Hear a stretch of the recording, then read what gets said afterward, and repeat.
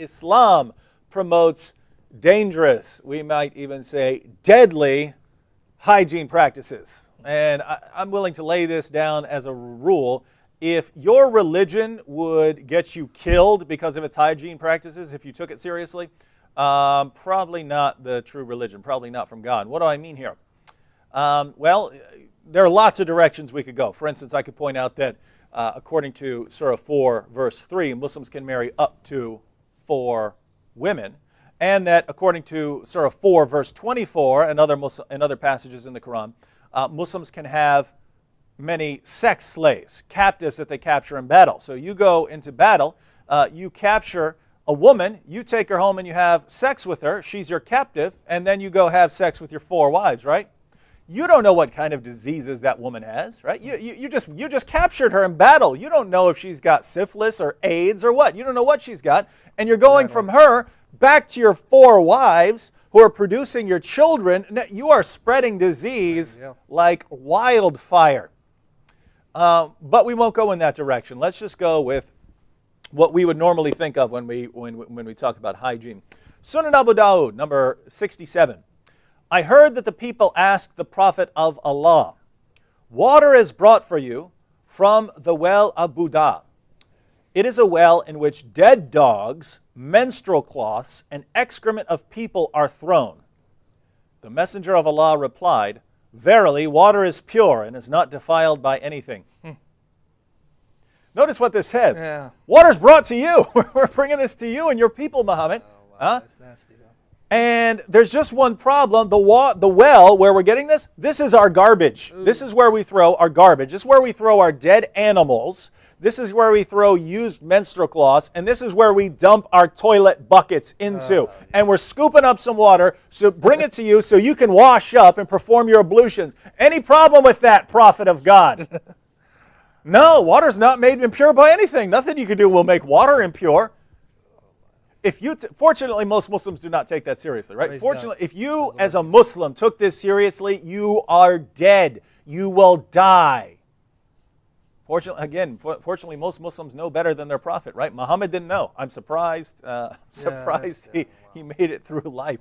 But notice, go ahead and wash up with your, dead animal and menstrual cloth and well even dogs, water. Right? Oh my goodness, they carry parasites. My goodness. But it's not just for washing up. Sunan ibn Majah, number 520. It was narrated that Jabir ibn Abdullah said, we came to a pond in which there was the carcass of a donkey.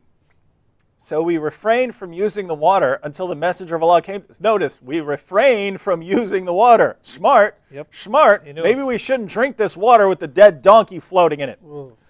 We refrained from using the water until the Messenger of Allah came to us and said, water is not made impure by anything. It's his rule, right? You can't do anything to make what you put dead animals in it, use menstrual cloths, garbage.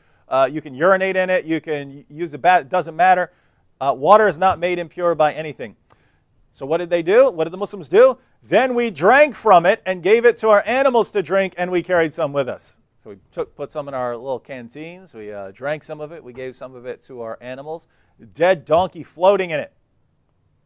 And if you don't know the importance of that, that's bad, ladies and gentlemen. We'll just say that. It's bad to be drinking water with dead animals floating in it. Let's read a couple more. Sahih al-Bukhari, number 5782.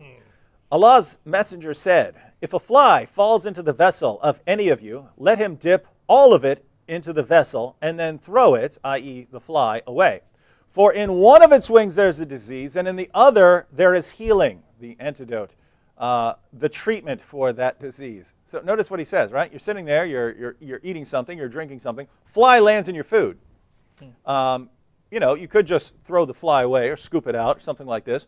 No, says Muhammad, you dunk that fly all the way in the food. You keep pushing the fly in the food. Why? Because even though one of the fly's wings has a disease on it, the other wing has the cure for the disease. This is your prophet. You have to believe it, right? So according to your prophet, if there's a disease that's carried by flies, just go to the other wing. First of all, it's only on one wing, but the other wing has the cure, right? Yeah. So flies carry all kinds of diseases. Let's say typhoid, right? Flies, they eat some very nasty stuff, right? If an animal goes to the bathroom on the ground, flies go to that, right? And that's what they crawl around on.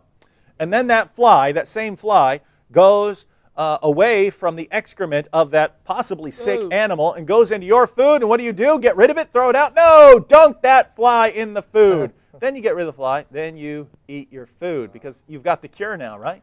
Now you've got the cure. Boy, you made me lose my appetite, man. I don't think I'm going to eat for a week. I mean, probably I need to.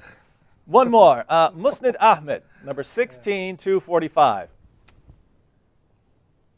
Muawiyah said, I saw the Prophet sucking on the tongue or the lips of Al-Hassan, son of Ali. May the prayers of Allah be upon him. For no tongue or lips that the Prophet sucked on will be tormented by hellfire. So, Muhammad, I'm not, just to clarify, I'm not insinuating that there's anything homosexual involved here. It's just some weird practice that Muhammad had where he would suck on the tongue of other boys and men, right? And in this case, it would be his grandson here, son of Ali. So, hey, grandson, come here. I want to suck on your tongue. You suck on my tongue. Now, I'm only talking about the hygiene practice here because think about this, right?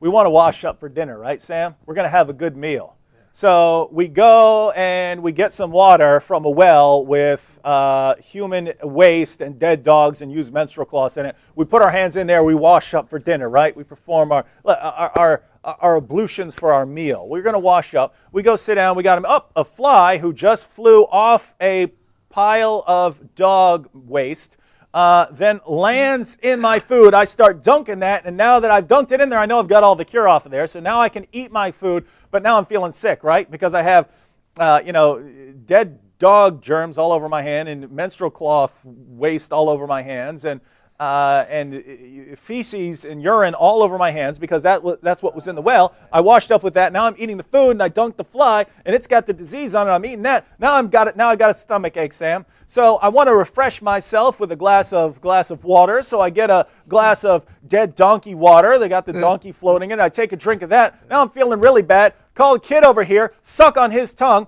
pass all the germs to him, and now what's the solution? We're all feeling real bad. What's the solution, Sam? Camel urine. We'll just go drink a bunch of camel urine because that's how you mix it in with milk.